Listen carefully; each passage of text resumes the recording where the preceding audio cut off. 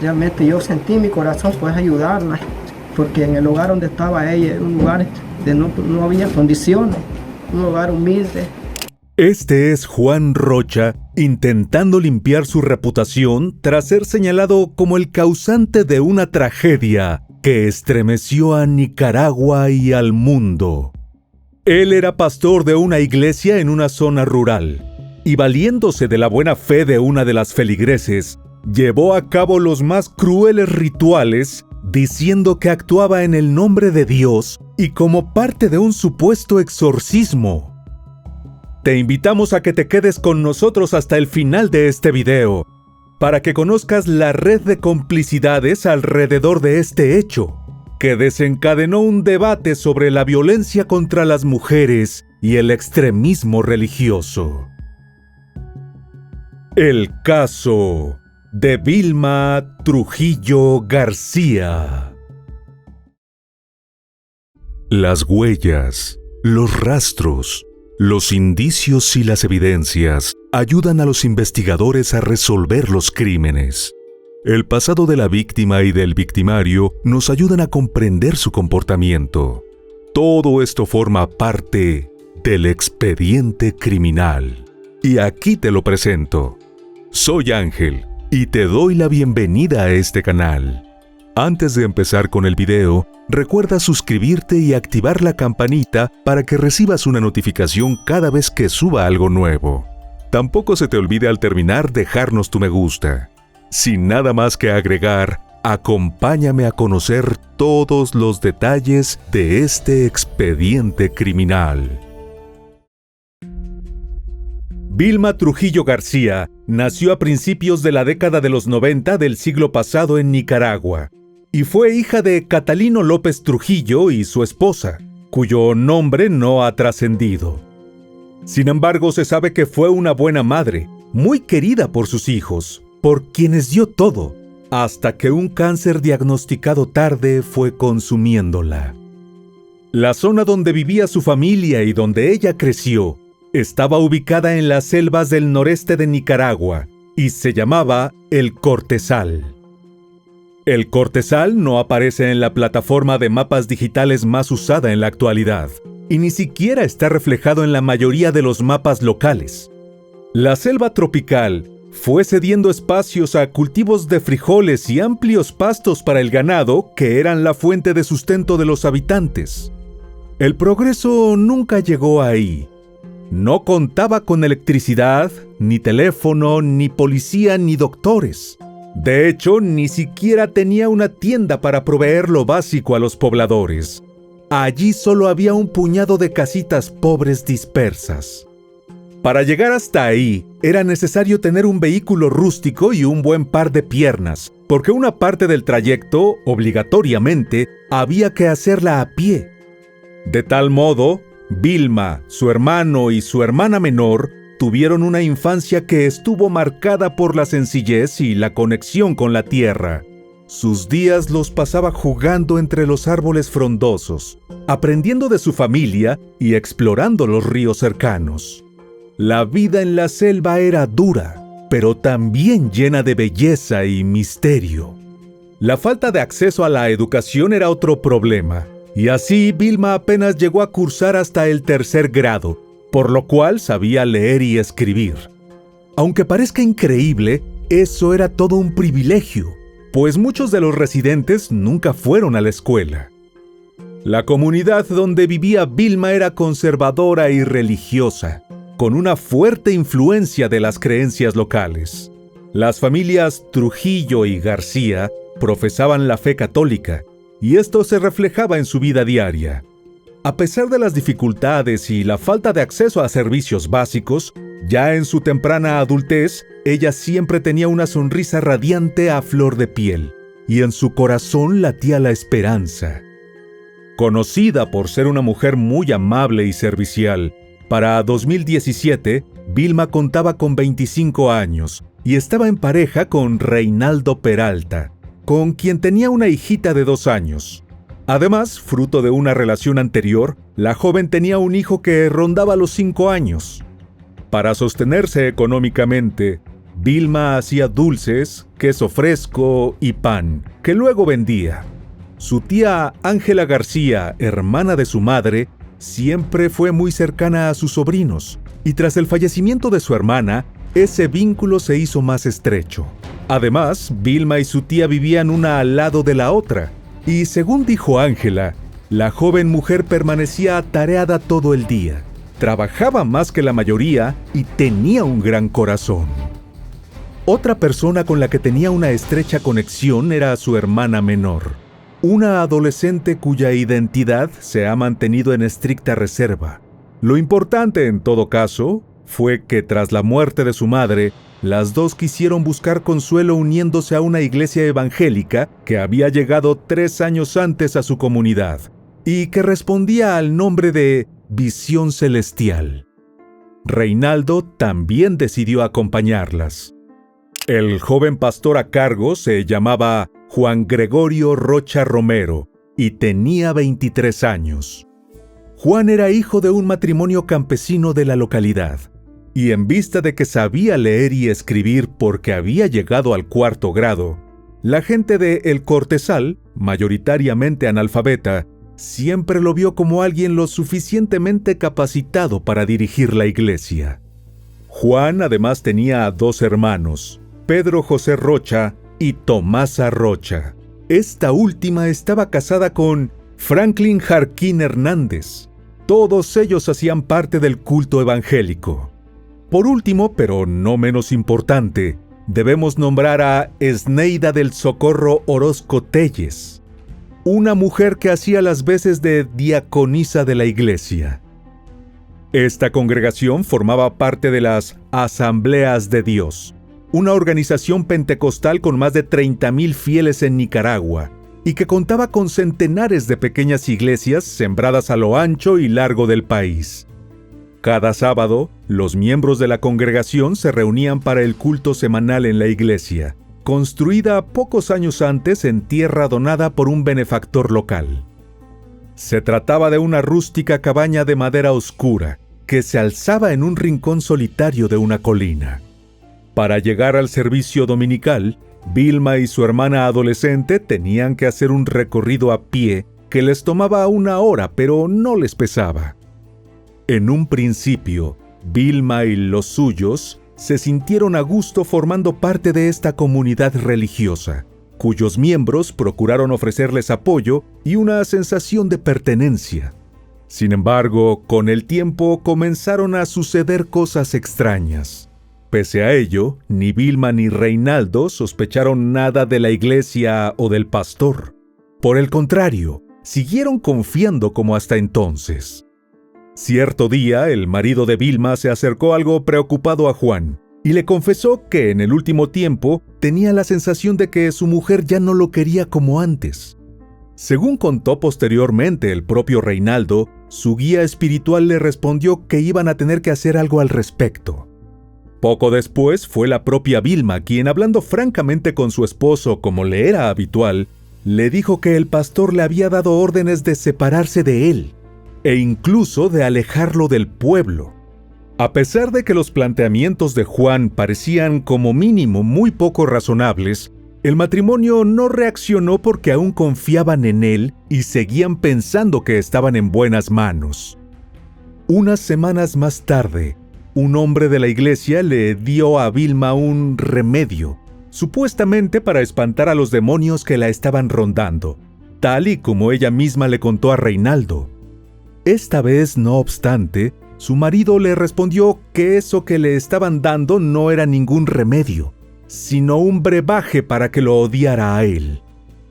Aún así, ninguno de los dos reaccionó en contra de la iglesia. De hecho, todo parece indicar que Reinaldo dejó a un lado sus débiles sospechas, de modo que tanto Vilma como él siguieron con sus vidas como siempre.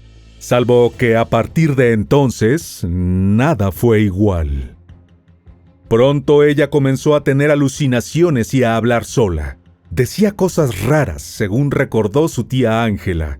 Por ejemplo, a una mujer de la familia que estaba embarazada, Vilma le dijo cierto día que no iba a tener un bebé, sino una serpiente.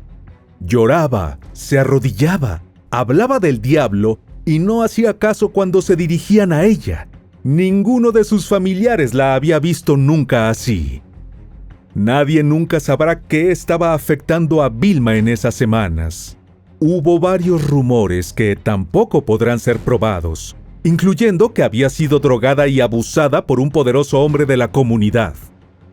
La familia era consciente de que Vilma necesitaba ayuda, pero el doctor más cercano estaba a casi un día de camino desde el poblado. Así que, a falta de médico, mandaron a llamar a la persona en quien más confiaban para que ayudara a la joven, Juan. Y él enseguida aceptó. Fue así que el miércoles 15 de febrero de 2017, él y sus seguidores guiaron a Vilma por el camino lodoso que llevaba hasta la iglesia Visión Celestial. Ese día, Reinaldo estaba de viaje para acompañar y cuidar a su madre que se encontraba mal de salud, de modo que no se enteró. Quien sí pudo ir con Vilma fue su hermana adolescente. Enfrente de la iglesia estaba la modesta construcción que hacía las veces de casa pastoral, donde vivía Juan. Era tan pobre como la de cualquier otro habitante del caserío. Estaba hecha de madera, tenía piso de tierra y la luz únicamente penetraba a través de una puerta y una sola ventana. En suma, era una construcción oscura, asfixiante. Fue ahí donde realizaron las oraciones y ceremonias que supuestamente estaban destinadas a devolverle la paz a Vilma. Pero nada se hizo como había prometido Juan, quien junto a sus hermanos y otros seguidores encerraron a la joven mujer allí durante días, atada de pies y manos. Además le quitaron la ropa que luego fue depositada en sacos. Vilma aceptó todo, convencida inicialmente de que era por su bien, pero a medida que pasaban las horas y se convirtieron en días sin poder ir al baño y sin que le dieran agua ni alimentos, la joven mujer se empezó a desesperar. Mientras tanto, los miembros de la iglesia hacían ayuno y rezaban por ella, para que sanara en cuerpo, pero sobre todo en alma. Con la ayuda de sus colaboradores, Juan convenció al resto de la población de que la mujer estaba poseída por el demonio. Cuando sus familiares trataron de visitarla, les dijeron que todavía no estaba curada y los mandaron de regreso, sin permitir que la vieran. Eso mismo le ocurrió a su marido, que al volver al poblado y enterarse de la supuesta posesión demoníaca y los rituales para sanarla, enseguida quiso verla. Pero como él mismo ha narrado, se lo impidieron. Reinaldo no tuvo más opción que aceptar las palabras del pastor y desandar su camino, pues debía ocuparse de la hija de ambos y del niño mayor de su esposa. A mí no me daban lugar de que yo fuera a ver a mi compañera, los hermanos de evangelio. Ellos me rechazaban, entonces como las cuentas ellos eran grandes evangélicos, a mí no me daban lugar, entonces yo como tenía 2 niños, entonces yo me retiré y me fui a ver mis 2 chavalitos y entonces ella ahí quedó. Entretanto, Vilma ya no deseaba seguir allí.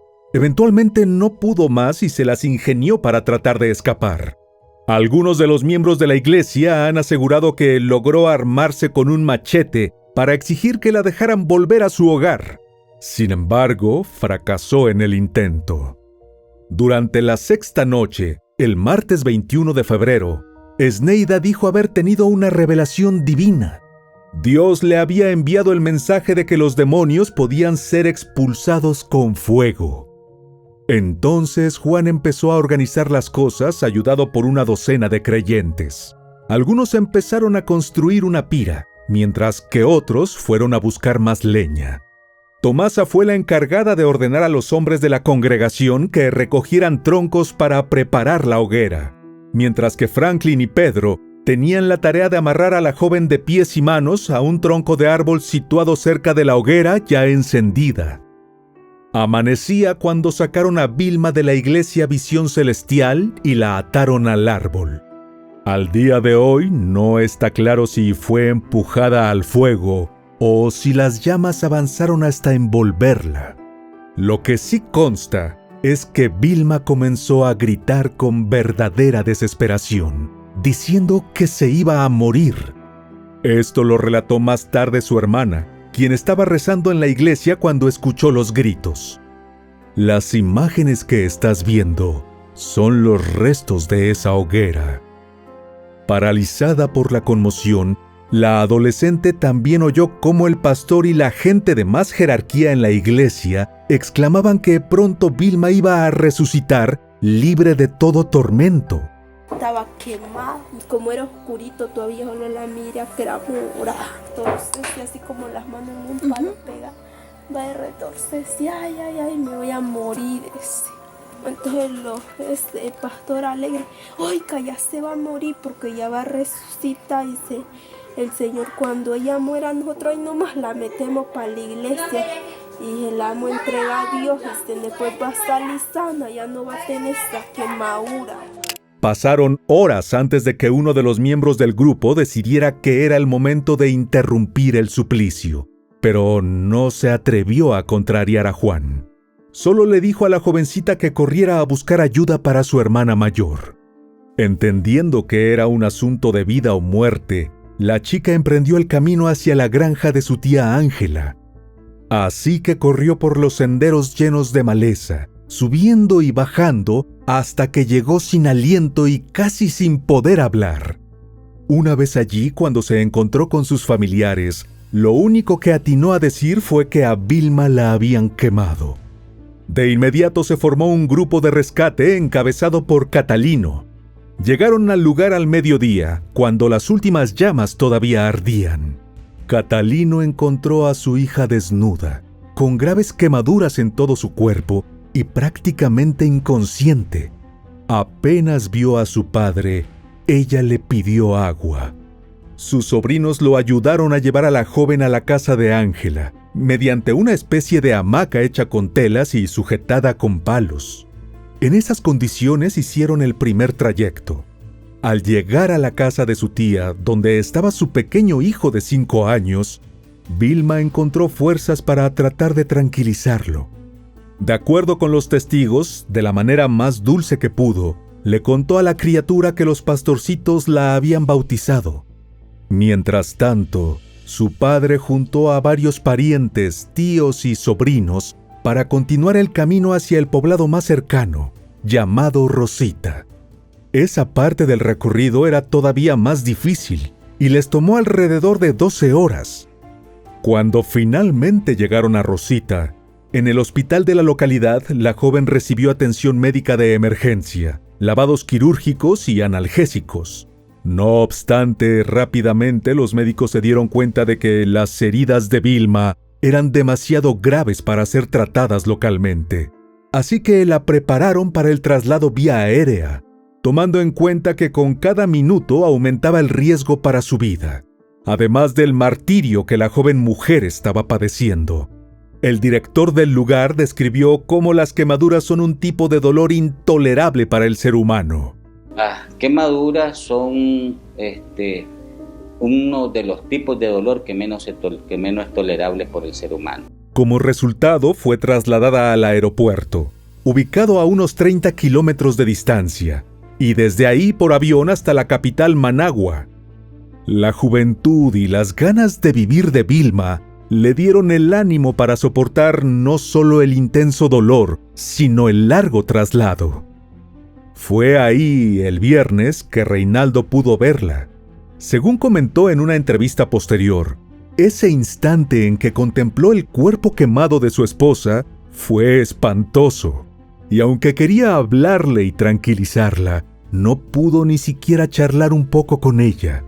Por tanto, se dedicó a orar entre lágrimas, rogándole a Dios para que le diera fuerzas. Pero ya era demasiado tarde. Vilma llegó deshidratada y con el 80% de su cuerpo con quemaduras de segundo y tercer grado. A causa de ello, sus pulmones habían colapsado.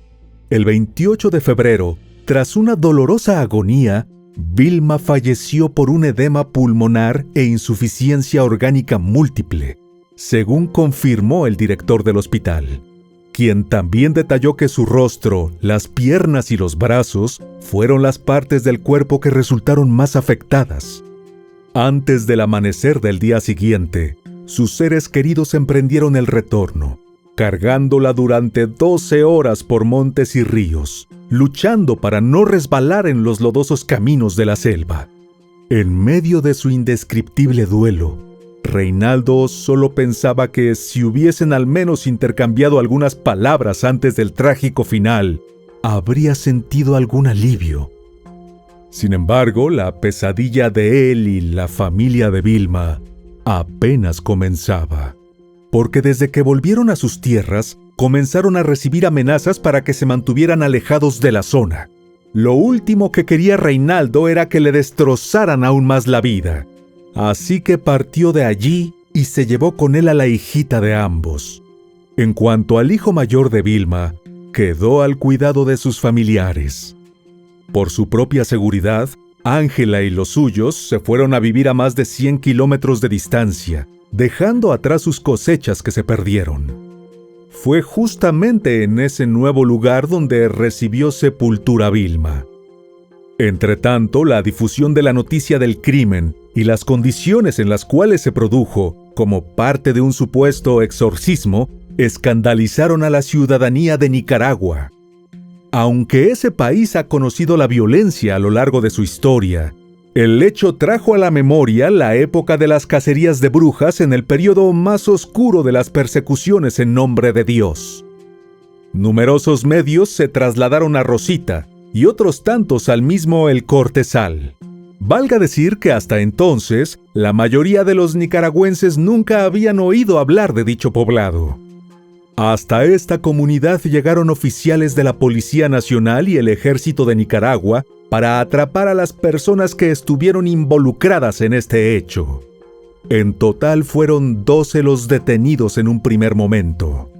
Fue así que las cámaras de televisión capturaron al confundido pastor con una camisa rosa y una gorra celeste, con apariencia mucho más joven que sus 23 años, sentado en la parte de atrás de una camioneta mientras era interrogado por un grupo de periodistas, poco antes de que se lo llevaran las autoridades. Cuando uno de estos reporteros le preguntó a Juan por qué habían quemado a Vilma, este respondió que fue una orden de Dios. Es que Dios dijo que iba a sacar ese espíritu malo de ella, y que pusiéramos un fueguito allí porque allí iba a ser impulsado. A continuación, el sujeto agregó que cuando iban a orar, ella se suspendió en espíritu y cayó sola en el fuego. De pronto, mientras Juan contestaba una pregunta tras otra, hubo una interrupción en tono desafiante. Su cuñado Franklin miró fríamente a la cámara y dijo que Vilma había cometido un error ante Dios. En sus propias palabras, engañó a su compañero de vida con otro hombre. Con respecto a esa afirmación, cabe destacar que jamás se comprobó ninguna infidelidad. Lo que se decía era que Vilma había sido abusada, pero desde el punto de vista de estos hombres religiosos, eso se consideraba engaño. Gracias a la labor de los reporteros, pudo saberse que aunque los miembros de la comunidad intentaron ocultar la evidencia de la hoguera, todavía los restos eran visibles allí en el lugar donde ardió el cuerpo de la joven. Asimismo, en una esquina, los miembros de la congregación habían hecho una pequeña fogata para que ardieran las heces de Vilma. Finalmente, Juan, Pedro, Tomasa, Franklin y Esneida fueron acusados por la fiscalía, que les atribuyó los delitos de secuestro y asesinato. La cobertura del caso fue intensa, con actualizaciones constantes en las portadas de los periódicos y los noticieros de la noche. Las conferencias de prensa de la policía fueron transmitidas por la plataforma de streaming en vivo de la red social más famosa. Cuando un reconocido portal de noticias hizo un resumen de los hechos lamentables que marcaron la historia de Nicaragua durante el 2017, la muerte de Vilma ocupó un lugar destacado.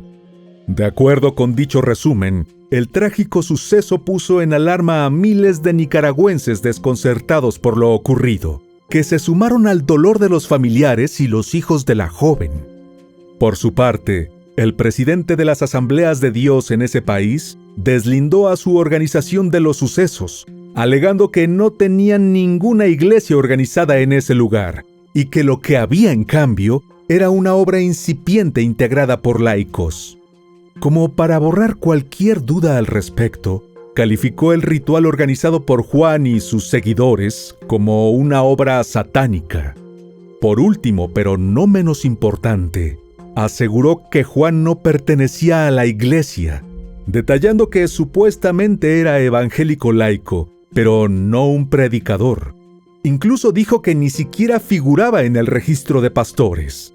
Sin embargo, organizaciones de derechos humanos cuestionaron la postura de las asambleas de Dios, calificando las declaraciones de su representante como una forma de evadir la responsabilidad. Al respecto, la vocera del Movimiento Autónomo de Mujeres manifestó ante una cadena de noticias británica que resultaba simplemente absurdo pensar que no tenían nada que ver, cuando la iglesia existía de hecho en la comunidad. En medio de la inmensa polémica y dolor que generó el caso, Reinaldo explicó ante los reporteros que tanto él como el resto de los familiares de Vilma creyeron en la buena fe del pastor y la iglesia, sin sospechar siquiera que estaban entregando a la joven en manos perversas. Nosotros decidimos apoyar a la iglesia y qué va a hacer, mejor dicho, era el mero diablo el que estaba allí. Recordó también que la propia Vilma le había confesado sus padecimientos supuestamente relacionados con fuerzas demoníacas, y luego quedó sorprendida por las extrañas y no menos polémicas afirmaciones de Juan con respecto a su matrimonio.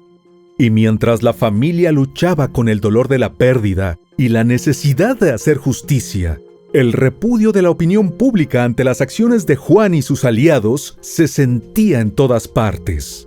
De hecho, se registraron diversas protestas en contra de los acusados a las afueras del complejo judicial de Managua.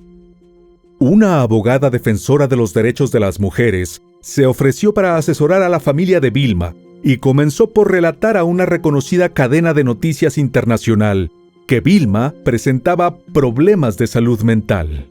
Pero en vez de orientarla o acompañarla para recibir ayuda médica, lo que decidió el pastor, con la gente más cercana a él dentro de la congregación, fue mantenerla cautiva en contra de su voluntad. Además, la especialista en derechos humanos identificó en este caso 3 patrones que favorecen este tipo de delitos. En primer lugar, el poder que ejercen los líderes religiosos en comunidades remotas donde el nivel de desarrollo es precario. En segundo lugar, la existente e innegable violencia machista. Y por último, la desprotección por parte del Estado.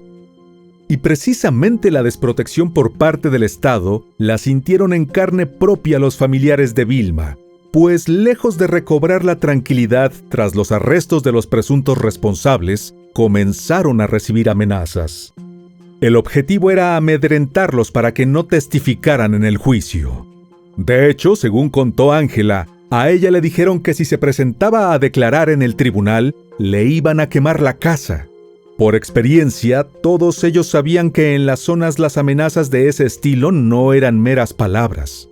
A su vez, bajo el argumento de que los hechos habían ocurrido en el Cortesal, la defensa de los 5 acusados pidió ante el Poder Judicial que el proceso se llevara a cabo en Rosita y no en Managua, como se había estipulado.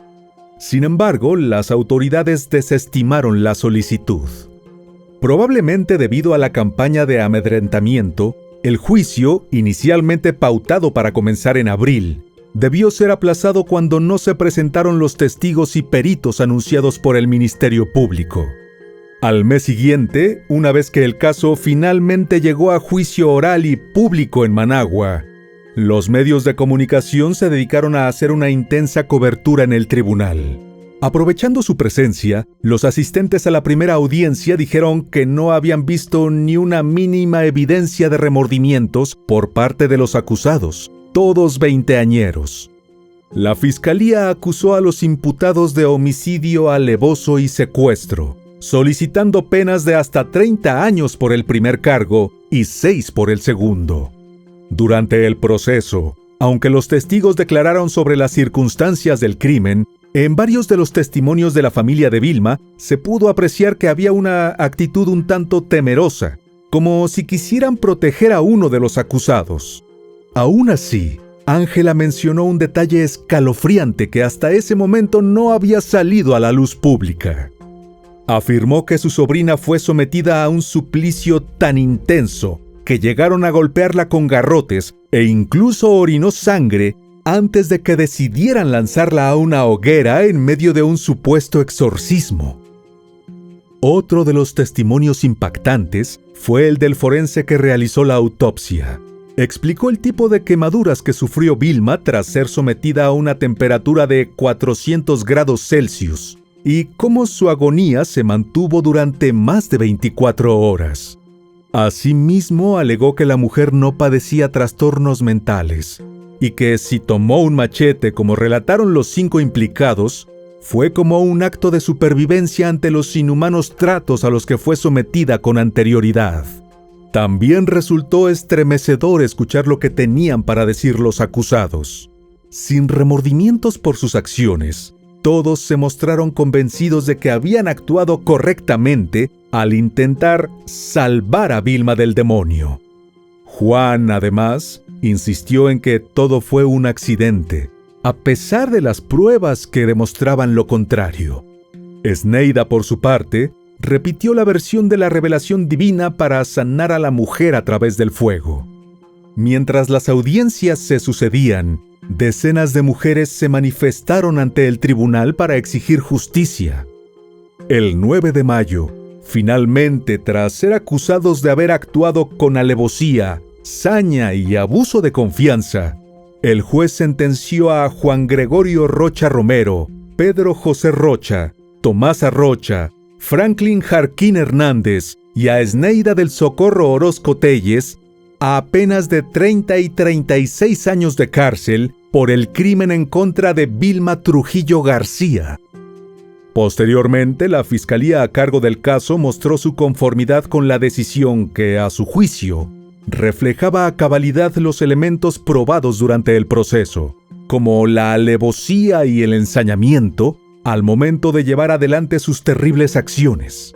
Todo ello sin olvidar el abuso de confianza, puesto que Vilma creía en ellos. La alevosía, el ensañamiento, que son agravantes propias del ilícito de asesinato, así como el abuso de superioridad, porque superaban en número a la víctima, y el abuso de confianza, porque recordemos que la víctima confiaba en ellos porque eran parte de su misma congregación religiosa. Pese a su resolución, el crimen de la joven terminó por causar la división entre los pocos pobladores de El Cortezal. Hasta donde ha podido saberse, Reinaldo, Ángela y los demás allegados a Vilma nunca volvieron. En cuanto a Juan y sus hermanos, dejaron a sus 10 hijos al cuidado de sus padres, pese a que ambos son discapacitados. Algunos de los menores además estaban enfermos, tal y como reportaron varios medios de comunicación que se acercaron a la vivienda para informar sobre la situación. Uno de los chicos apenas podía tenerse en pie, mientras que otro tenía graves llagas en sus piernas, y una de las niñas había sufrido una profunda herida en un pie, la cual no había sido curada debidamente en aquel entonces. Esneida, quien estaba embarazada al momento del juicio, estaba criando a su hijo en la cárcel, pero luego de los 6 años, el chico no podría seguir con su madre, sino que tendría que mudarse con algún familiar o ir a un hogar de acogida. Una vez que las aguas se calmaron un poco, no faltaron los reporteros que quisieron saber más de lo sucedido, especialmente de aquellas lagunas en la historia que nunca se resolvieron, como por ejemplo las habladurías que surgieron en torno al presunto adulterio de Vilma. Todo indica que en realidad la joven mujer había sido víctima de abuso sexual, pero los miembros de la iglesia, con su retorcida interpretación de la Biblia, la acusaron de ser infiel, sin reparar en las obvias diferencias. Cuando le preguntaron sobre ese tema, Ángela solo atinó a decir que no sabía nada. En cuanto a la hermana menor de Vilma, no quiso nunca más hablar de lo que ocurrió en la noche del exorcismo. Su tía, por tanto, optó por no hacerle preguntas. No obstante, ha afirmado que tanto ella como los hijos de su sobrina están bien. Por su parte, Reinaldo tuvo tiempo suficiente para ordenar las ideas en su mente y hacer un recuento de los hechos. Dijo en una entrevista que no descartaba que Juan tuviera algún interés en Vilma, y de allí la insistencia para que lo abandonara. Mencionó que si bien le diría muchas cosas a la cara al sujeto que le arrebató a su esposa, también le pedía a Dios que no lo enfrentara con él porque no sabía si podría controlarse. Indicó sin ninguna duda que se trataba de gente muy mala y, para finalizar, agregó que estaba profundamente arrepentido de haberse sumado a su iglesia. Por tal razón volvió a ser católico. El triste final de esta joven madre conmovió al mundo entero. Fue reseñado como el exorcismo que mató a Vilma y todavía genera encendidos debates. Ahora que conoces todos los datos, ¿qué piensas? ¿Crees que, tal y como afirmaron el pastor y sus seguidores, Vilma estaba poseída por fuerzas demoníacas? ¿O, por el contrario, consideras que todo fue una farsa para quitarle la vida? Escríbenos tu opinión en los comentarios. Y bueno, querido oyente, hasta aquí el caso de hoy. Te espero en otra entrega para que juntos analicemos todos los detalles de los más terribles crímenes de la historia. Nos vemos hasta el otro expediente criminal. ¡Adiós!